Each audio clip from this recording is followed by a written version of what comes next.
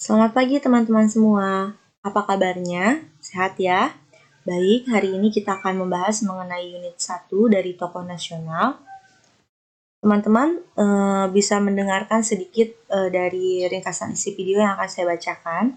Jakarta, 16 Agustus 2012.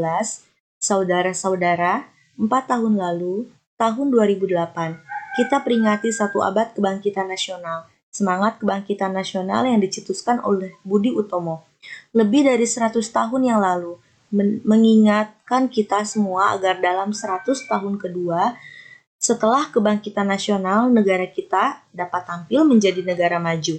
Syaratnya, kita harus memiliki kemandirian, daya saing, dan peradaban yang unggul. Insya Allah, dengan persatuan, kebersamaan, dan kerja keras kita, semua cita-cita luhur itu akan dapat kita wujudkan. Ini adalah pidato singkat kenegaraan, salah satunya yang waktu itu dibacakan atau disampaikan oleh Presiden Republik Indonesia, yaitu Presiden Susilo Bambang Yudhoyono. Baik, teman-teman bisa menulis di kegiatan 2 struktur apa saja yang terdapat dalam pidato tersebut ya. Setelah itu, besok teman-teman akan mengerjakan tugas untuk membaca teks pidato yang barusan saya bacakan. Lalu ada Raden Ajeng Kartini. Setiap tanggal 21 April, orang di Indonesia memperingati Hari Kartini. Hari itu adalah hari yang indah bagi para wanita, karena kita merayakan kelahiran wanita agung Raden Ajeng Kartini. Semua rakyat Indonesia mengenalnya. Dia adalah pahlawan nasional dan seorang wanita dengan ide cemerlangnya. Kartini lahir pada tanggal 21 April tahun 1879 di Mayong, Jepara. Ayahnya adalah Romo Sasroningrat, seorang wedana atau asisten kepala daerah di Mayong.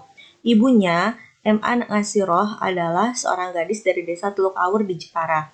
Sebagai putri keluarga bangsawan, Raden Ajeng Kartini merasa beruntung karena ia mendapat pendidikan yang lebih baik daripada anak-anak lain pada masa itu. Lalu pada tanggal 12 November 1903, ia menikah dengan Adipati Djayadiningrat, yaitu kepala Kabupaten Rembang. Pada tanggal 13 September 1904, Raden Ajeng Kartini melahirkan seorang anak laki-laki yang diberi nama Singgih. Setelah melahirkan, ia jatuh sakit dan meninggal di usia 25 tahun. Sekarang Raden Ajeng Kartini sudah pergi, tapi semangat dan mimpinya selalu ada di hati kita. Saat ini kemajuan perempuan Indonesia dipengaruhi oleh semangat Kartini yang tertuang dalam koneksi surat Habis gelap, terbitlah terang, dan dari senja sampai fajar. Baik, di sini kita akan belajar tentang struktur rekonteks ya. Jadi orientasi itu yang tadi kita baca ya. Dari setiap tanggal 21 orang di Indonesia memperingati Hari Kartini itu adalah orientasi yang mana menceritakan tentang Raden Ajeng Kartini. Lalu kejadian pentingnya itu apa? Kartini lahir pada tanggal 21 April tahun 1879 di Mayong. Hingga ketika Kartini sakit dan meninggal di usia 25 tahun. Itu adalah kejadian-kejadian penting ya. Lalu yang terakhir adalah kesimpulan. Kesimpulannya itu adalah penutup.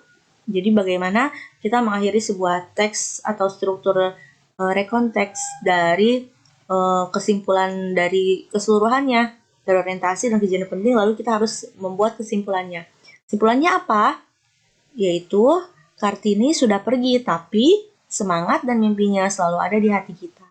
Jadi di sini kesimpulannya Raden Ajeng Kartini itu merupakan perempuan yang telah memajukan Indonesia dalam hal kesetaraan gender.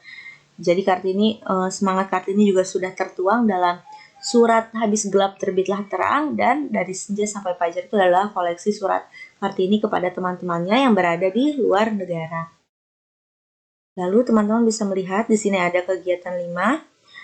Untuk uji pemahamanmu, tulislah teks recon tentang tokoh nasional di negara Anda.